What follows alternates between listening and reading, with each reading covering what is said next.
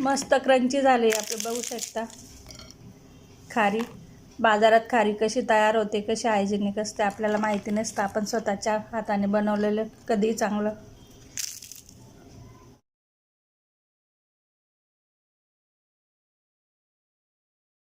नमस्कार, लतास किचनमध्ये आपलं स्वागत आहे. मी आज चहासोबत खायचा नाश्ता बनवते. त्यासाठी 2 कप मैदा घेतला आहे. 1 टीस्पून ओवा घेतले आहेत मी.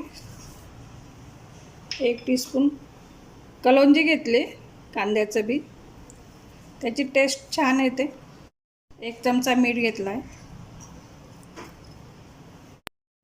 त्यात मोहनसाठी मी 4 चमचे 4 टीस्पून तेल घालून घेते. थंडच तेल आहे.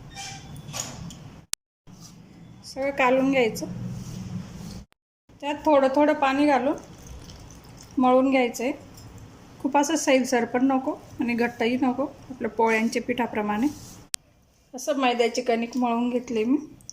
1 कपमधून एवढं पाणी उरलं आहे. 1.25 कप पाणी लागलं आपल्याला जवळपास. ते 5 मिनटं झाकून ठेवणार आहे, म्हणजे थोडासा मैदा असा मुरून येईल पाण्यामध्ये. 5 मिनटानंतर परत एकदा मैद्याचा गोळा छान असं मळून घ्यायचा. पातळ पोळी लाटून घ्यायची. मैदा असल्यामुळे तो रबरासारखा होतो, इलेस्टिकसारखा. त्यामुळे थोडासा दाब देऊन त्याला गोळ्याला चोळून घ्यायचं आहे.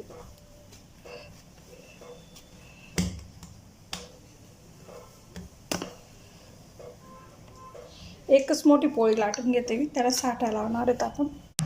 अशी पातळ पोळी लाटून घेतली मी सगळ्या कणकेची. त्याला वरून साठा लावायचा आहे. त्यासाठी मी 2 चमचे तूप घेतले, देशी तूप, आपलं घरचं तूप. त्याच्यात मैदा टाकते मी. तांदूळाचे पीठही वापरू शकता. सगळं पातळच लावून घ्यायचं, हातानेच पसरून घेते मी.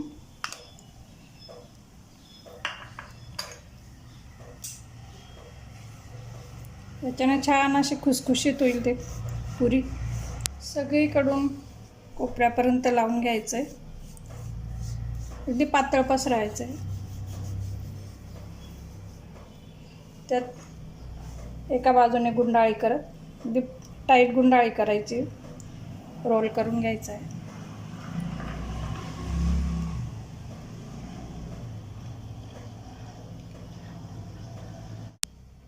एकच मोठी पोळी असल्यामुळे मी याचे 2 भाग करते, 2 रोल बनवते.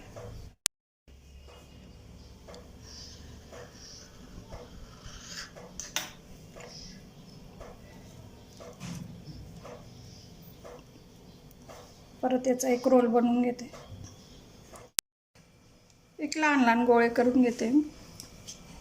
एकसारख्या आकाराचे सुरीने कापून घेते. छोट्या पुऱ्या एकसारख्या येतील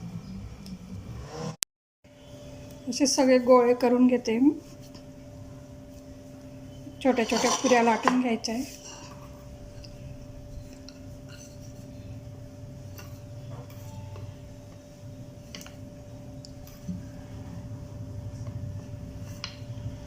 पातळ पुरी लाटायची. मस्त अशी कुरकुरीत व्हायला पाहिजे तळून झाल्यावर.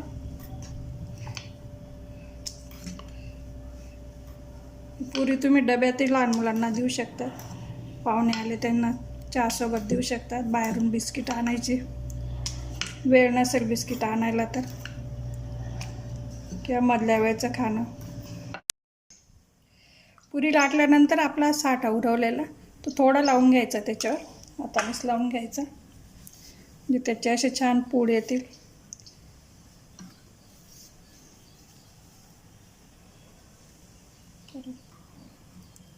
अगदी थोडा लावायचा.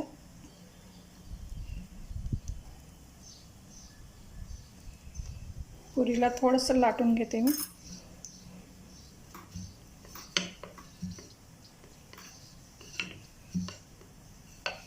ते अशी उलगडायला नको म्हणून, तळताना फुलायला नको म्हणून आपण काट्या चमच्याने थोडंसं दोघं साईडनं अशा सगळ्या पुऱ्या करून घेते मी.